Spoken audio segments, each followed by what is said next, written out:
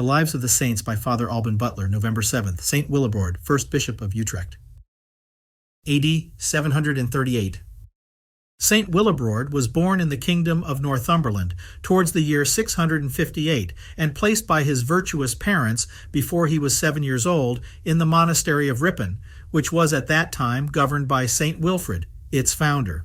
Wilgus, our saint's father, retired also into a monastery, afterwards became a hermit, and in his old age founded and governed a small monastery between the ocean and the Humber. He is honored among the saints in the monastery of Echternach and in the English calendars. Alcuin has left us an account of his life. Willibrord, by carrying the yoke of our Lord with fervor from his infancy, found it always easy and sweet, and the better to preserve the first fruits which he had gathered, made his monastic profession when he was very young. He had made great progress in virtue and sacred learning, when, out of a desire for further improvement, in the 20th year of his age, he went over into Ireland, with the consent of his abbot and brethren, where he joined St. Egbert or Egbert and the blessed Egbert, who were gone thither before upon the same errand. In their company our saint spent 12 years in the study of the sacred sciences, and in the most fervent exercise of all virtues. Though his constitution was weak in fervor and exactness, he outdid the most advanced. He was humble, modest, and of an easy, obliging temper, and his whole conduct was regular and uniform. St. Egbert had long entertained an ardent desire of going to preach the gospel to the inhabitants of those unhappy countries in which barbarism and idolatry still reigned without control, and he had chiefly Friesland, or Lower Germany, in his eye. But he was diverted from that apostolical design by persons of piety and authority, who engaged him to employ his zealous labors in the islands between Ireland and Scotland, in all which he settled the true manner of celebrating Easter, especially at Hige, where he died a little before Bede wrote his history. St. Egbert is honored in the English calendar on the 24th of April. Bede gives a most edifying account of his austere penance, devotion, zeal, and charity. His companion, the holy priest Egbert, went in the meantime to Friesland, but after staying there 2 years came back without having met with any prospect of success. This disappointment did not discourage Egbert and other zealous promoters of this mission, but excited them the more earnestly to solicit the divine mercy with prayers and tears in favor of so many souls who were perishing eternally. Willibrord, who was then about 31 years of age and had been ordained priest a year before, expressed a great desire to be allowed by his superiors to undertake this laborious and dangerous charge. St. Egbert, by the known zeal and great talents of our saint, and by his cheerfulness, which sufficiently showed him prepared to encounter all difficulties in the prosecution of such a work, doubted not but God had reserved to him the conversion of that nation, and encouraged him in this zealous design. St. Willibrord was joined by St. Swidbert and 10 other English monks in this mission. The Frisians, who had formerly occupied a large tract of country on the coasts of the German Ocean, crossing the Rhine into Belgic Gaul, had possessed themselves of those provinces about the mouth of the Rhine, which the Catti, who were also originally Germans, then held. Among all the German nations, none maintained their liberty against the Romans with greater success and courage than the Frisians. Procopius tells us that some of them came into Britain with the English Saxons, and by their situation they were doubtless the most expert in maritime affairs. St. Ludger mentions that Swidbert and the rest of these zealous preachers were desirous to carry the light of the faith to these people because their ancestors sprang from them. St. Eligius, Bishop of Noyon, had preached in part of Friesland, and St. Wilfrid had sown there the seeds of our holy faith in 678. But these seem to have been almost rooted out before St. Willibrord's arrival in 690 or 691. The authors of Batavia Sacra doubt not, but our 12 missionaries landed at Katwijk upon the sea, which was at the mouth of the Rhine before it was blocked up with sands, and thither the English were accustomed to export corn, even from the north coasting part of their island. The British Tower, as it was called, was built by the Romans at Katwijk to defend this harbor. This old channel was not entirely obstructed in 1050, as appears from the Chronicle of Werden. And Alcuin expressly says that these missionaries landed at the mouth of the Rhine and traveled thence to Utrecht, a town built by the Romans at the great passage over the Rhine, whence it was called Trajectum, afterwards Trecht, and lastly Utrecht, from Utrecht, the old passage, and Ultrajectum, or passage at the town Vulta, to distinguish it from the ancient town of Maastricht, or passage over the Maas, Pepin of Herstal, or the Big, who was at that time Duke of the French and Mayor of the King's Palace, and had lately conquered part of Friesland, received courteously St. Willibrord and his companions. But Willibrord set out for Rome and cast himself at the feet of Pope Sergius, begging his apostolic blessing and authority to preach the gospel to idolatrous nations. The Pope, charmed with his zeal and sanctity, granted him the most ample licenses for that purpose, and gave him a great quantity of relics for the consecration of churches. With this treasure the saint returned with all possible expedition to his province, considering the pressing necessities and dangers of so many souls, which called for his compassion and relief. St. Swidbert was taken from him, and ordained bishop of the Boroctuarians, who seem to have inhabited the territory of Berg and the neighboring country towards Cologne.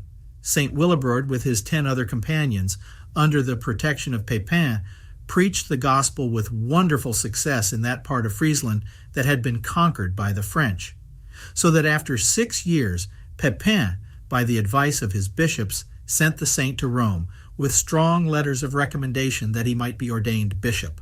His humility made him endeavor that some other should be pitched upon for that dignity, but he was not heard.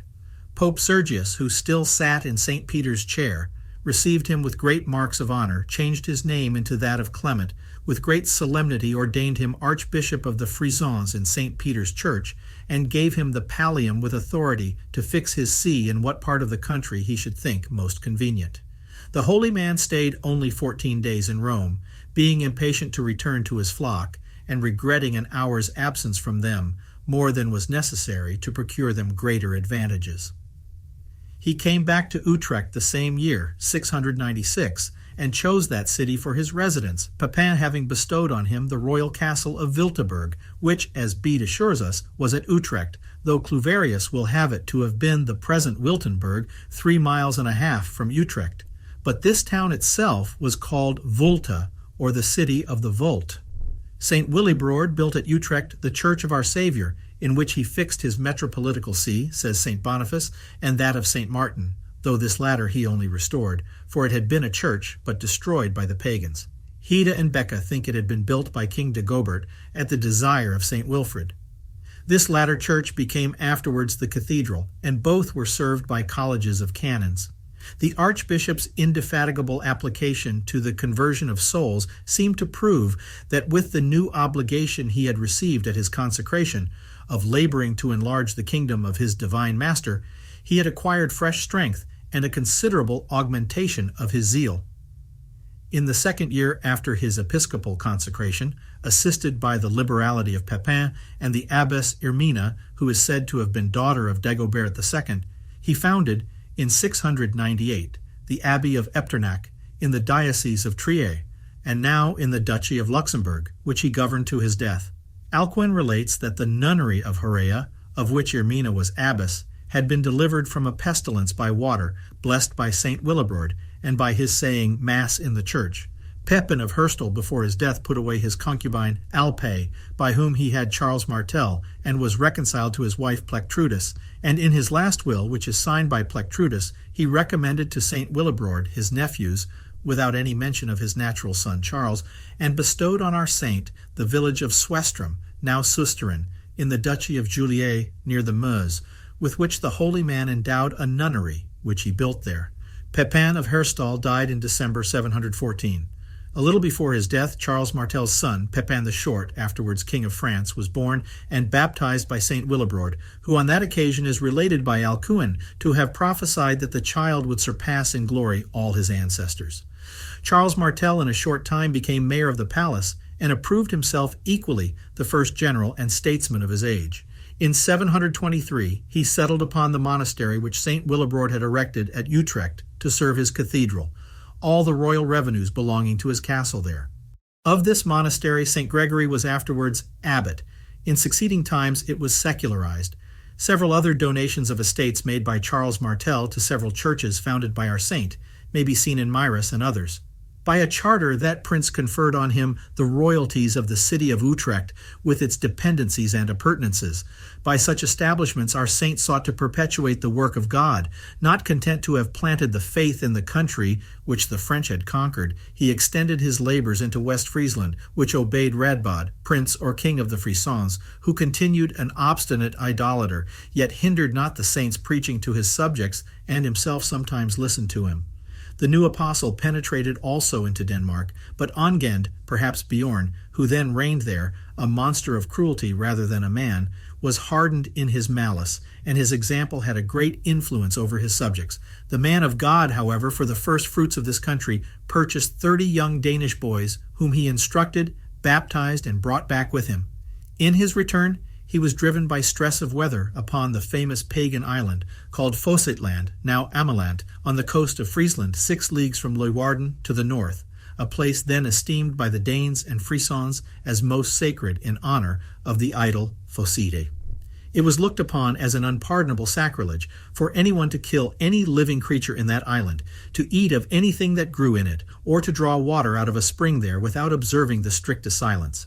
Saint Willibrord, to undeceive the inhabitants, killed some of the beasts for his companions to eat, and baptized 3 persons in the fountain, pronouncing the words aloud. The idolaters expected to see them run mad or drop down dead, and seeing no such judgment befall them, could not determine whether this was to be attributed to the patience of their God or to his want of power. They informed Radbod, who, transported with rage, ordered lots to be cast 3 times a day, for 3 days together, and the fate of the delinquents to be determined by them. God so directed it that the lot never fell upon Willibrord, but one of his company was sacrificed to the superstition of the people, and died a martyr for Jesus Christ. The saint, upon leaving Ameland, directed his course to Workeren, one of the chief islands belonging to Zealand. His charity and patience made considerable conquests to the Christian religion there, and he established several churches. After the death of Radbod, which happened in 719, Willibrord was at full liberty to preach in every part of the country. He was joined in his apostolical labors in 720 by St. Boniface, who spent 3 years in Friesland, then went into Germany, Bede says, when he wrote his history in 731. Willibrord, surnamed Clement, is still living, venerable for his old age, having been bishop 36 years and sighing after the rewards of the heavenly life, after many conflicts in the heavenly warfare. He was, says Alcuin, of a becoming stature, venerable in his aspect, comely in his person, graceful and always cheerful in his speech and countenance, wise in his counsel, unwearied in preaching and all apostolic functions, amidst which he was careful to nourish the interior life of his soul by assiduous prayer, singing of psalms, watching, and fasting. Alcuin, who wrote about 50 years after his death, assures us that this apostle was endowed with the gift of miracles, and relates that while he preached in the Isle of Workeren, where the towns of Flesang and Middelburg are since built, going from village to village, he found in one of them a famous idol, to which the people were offering their vows and sacrifices, and full of holy zeal threw it down and broke it in pieces. In the meantime, an idolater, who was the priest and guardian of the idol, gave him a blow on the head with his backsword, with which nevertheless the saint was not hurt, and he would not suffer the assassin to be touched or prosecuted. But the unhappy man was soon after possessed with a devil, and lost his senses. By the tears, prayers, and zealous labors of this apostle and his colleagues, the faith was planted in most parts of Holland, Zealand, and all the remaining part of the Netherlands, whither St. Ameland and St. Lebwin had never penetrated. And the Frisians, till then a rough and most barbarous people, were civilized, and became eminent for virtue, and the culture of arts and sciences. St. Wilfrid, Archbishop of Sens, and others, excited by the success of our saint's missions, were ambitious to share in so great a work under his direction. St. Willibrord was exceeding cautious in admitting persons to holy orders, fearing lest one unworthy or slothful minister should defeat, by scandal, all the good which the divine mercy had begun for the salvation of many souls.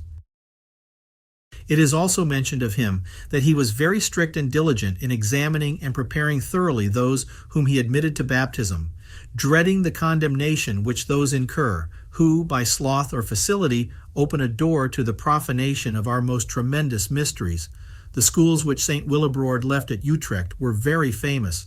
Being at length quite broken with old age, he resigned the administration of his diocese to a coadjutor whom he ordained bishop, and in retirement prepared himself for eternity. He died according to Pagi in 739, according to Mabillon in 740 or 741, and according to Mr. Smith in 745, some adhering to Alcuin, others to Bede, etc. St. Boniface says that St. Willibrord spent 50 years in preaching the gospel, which Mr. Smith dates from his episcopal consecration, Mabillon from his coming into Friesland, but others think these 50 years mean only thereabouts. For Alcuin says, he came into Friesland in the 33rd year of his age and lived 81 years, which account only allows him 48 years employed in preaching. But if St. Boniface comprises the 2 years in which he preached in Ireland and the Scottish Islands, his chronology agrees with Alcuin's dates, and it follows that St. Willibrord died in 738, which is confirmed by the Chronicle of Echternach, compiled from the necrology and manuscript registers of that monastery. Alcuin and Rabanus Maurus place his death on the 6th of November, but the Chronicle of Echternach, Usward, Otto, and the Roman and Benedictine martyrologies commemorate him on the 7th. He was buried as he had desired at his monastery of Echternach, and his relics are there enshrined at this day. The portative altar which he made use of for the celebration of the divine mysteries in traveling through Friesland, Zealand, and Holland is kept in the Benedictine Abbey of Our Lady ad Martyras at Trier. St. Willibrord's testament in favor of his monastery of Echternach was published by Father Scribanius, S.J., in his Antwerp by Myrus, with notes by Bochart and by Calmet, among the proofs of his History of Lorraine.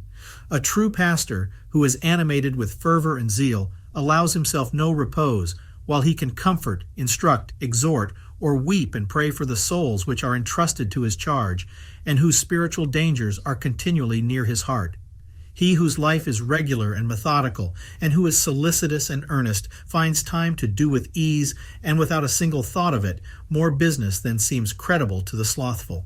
This every Christian may experience, and without the obligations of the pastoral charge, everyone owes so many and so great duties, both to others and to himself, that unless he is supinely slothful and willfully blind, he will find business enough constantly upon his hands to employ earnestly all his moments. Nor is it our misfortune that we have not time, but that through sloth and thoughtlessness we misspend it.